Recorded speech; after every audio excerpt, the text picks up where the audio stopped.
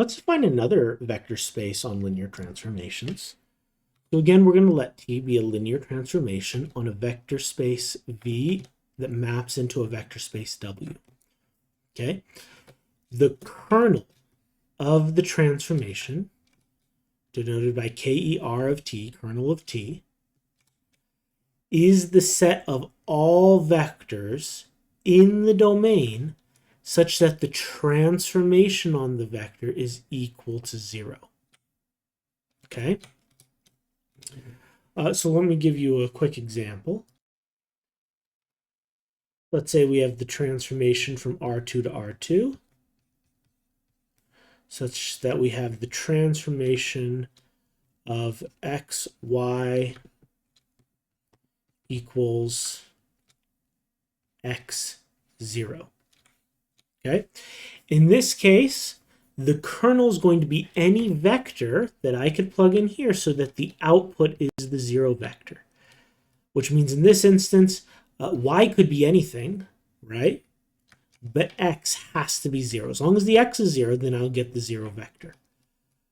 So the kernel of this particular transformation T is going to be the set of all vectors 0y, such that y is a real number. As long as this is the vector I'm plugging in, then we're in the kernel, right? Then the transformation of this vector is going to be 0. The idea here, using a diagram similar to what we used last time, we have two sets here. Let's say V and W.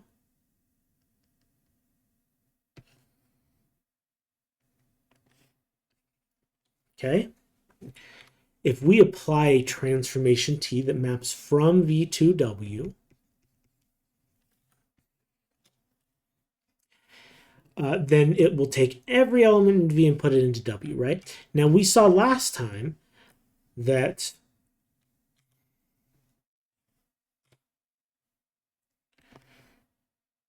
the transformation on elements in V doesn't have to fill up all of W. It potentially could, but doesn't have to. Generally,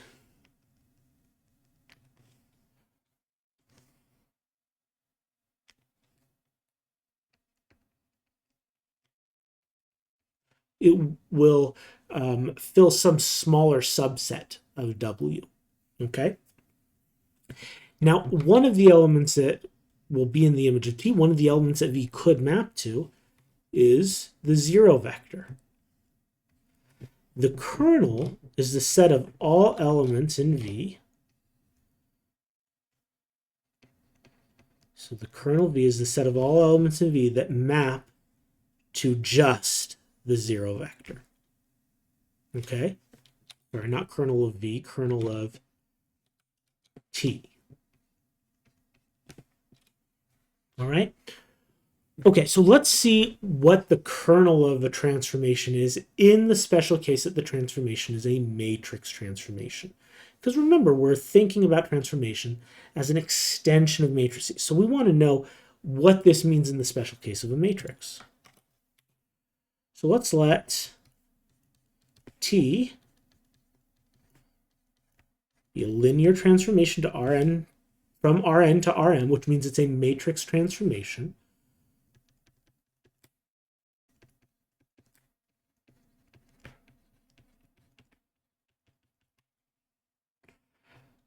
Let's let the standard matrix of T be M sub T. All right? If X is in the kernel of T, then the transformation on X, which would be the same thing as multiplying by the standard matrix times X, if we're in the kernel, that's going to give us 0. Okay?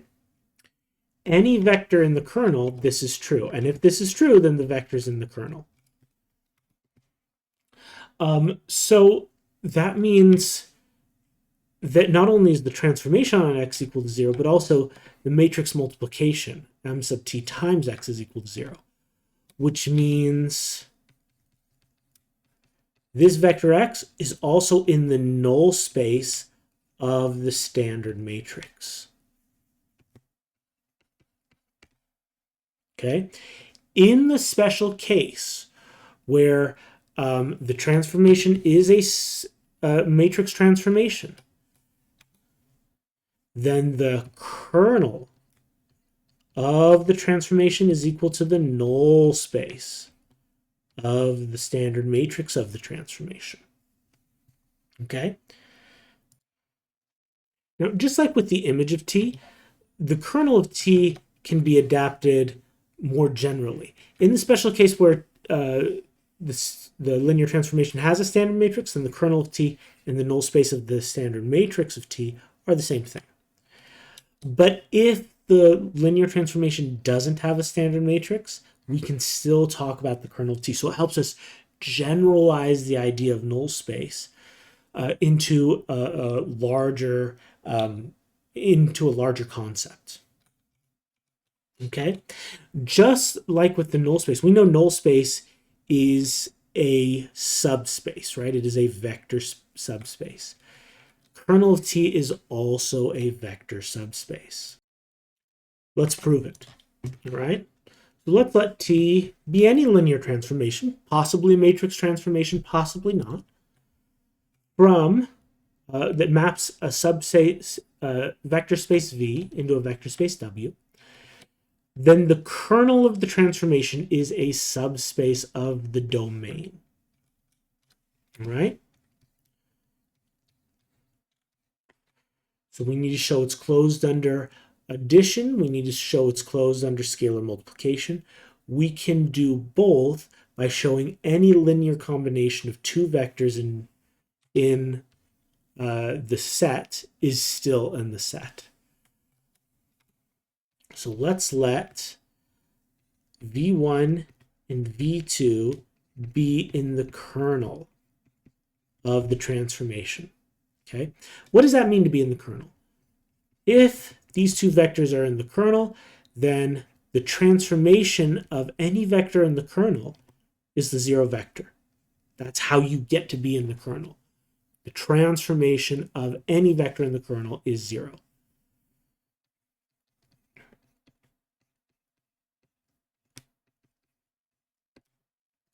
Now let's take two scalars, A and B, any two scalars,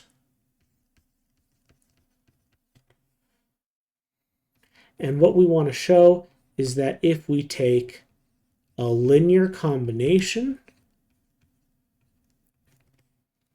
of the two vectors, that linear combination is also in the kernel. So because T is a linear transformation, we can split this transformation up into two transformations where the addition is outside the transformation, and we could pull the scalars outside the transformation. So this is going to be equal to A times the transformation of V1 plus B times the transformation of V2. Okay, and what do we know about the transformation of V1? What do we know about the transformation of V2? Since vectors V1 and V2 are both in the kernel of T, then T of V1 has to be the zero vector. T of V2 has to be the zero vector. And so that's A times the zero vector plus B times the zero vector. And of course, that's going to be just the zero vector. Now remember, the transformation of any vector that gives us a zero vector is in the kernel. And so what we just showed is that the transformation of this linear combination is the zero vector. So this vector must be in the kernel.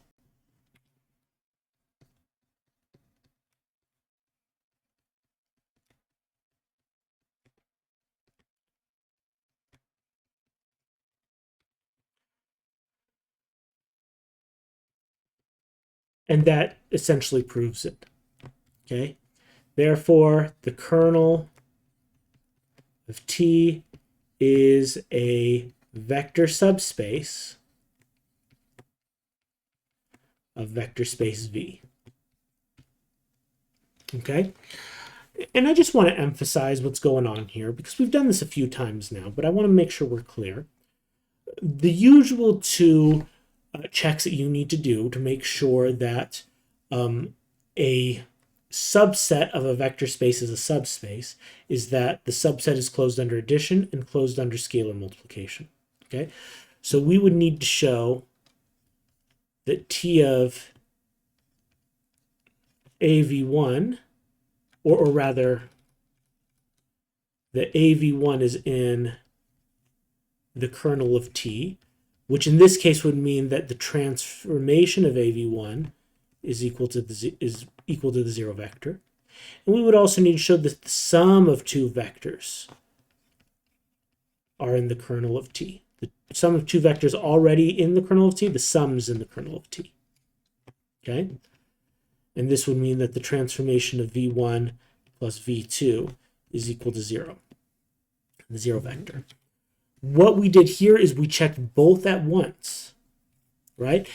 Specifically because A and B could be any scalar. So this one is true because I could choose B to be equal to 0.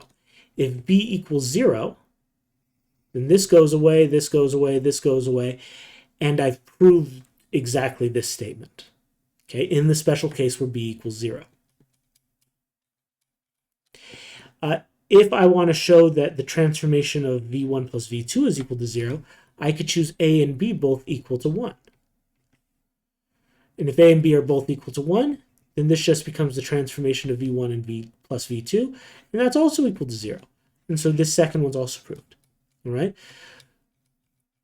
So this here is equivalent to proving both of these separately. And thus the kernel of a transformation is a vector subspace, just like the null space of a matrix is a vector subspace. Okay, this extends the idea of a null space to places where it wouldn't normally make sense. And because we extend the idea of a null space, we could also extend the idea of nullity. Okay, so if I take, remember the null space, or I'm sorry, the nullity of a matrix, M sub T, is just the dimension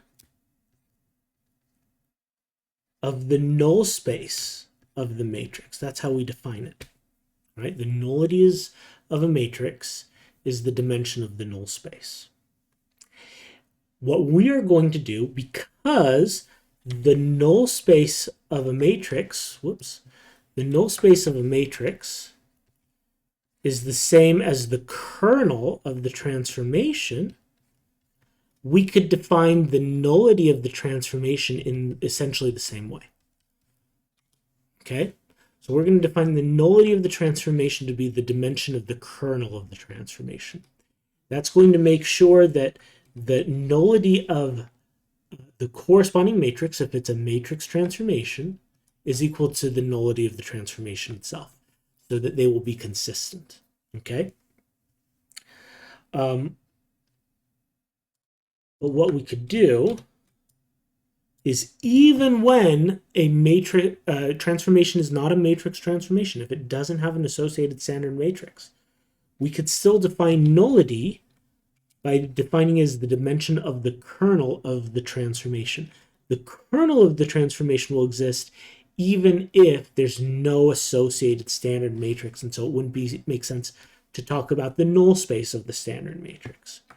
Okay, so this extends the idea of nullity to places where it wouldn't make sense because there's no matrix.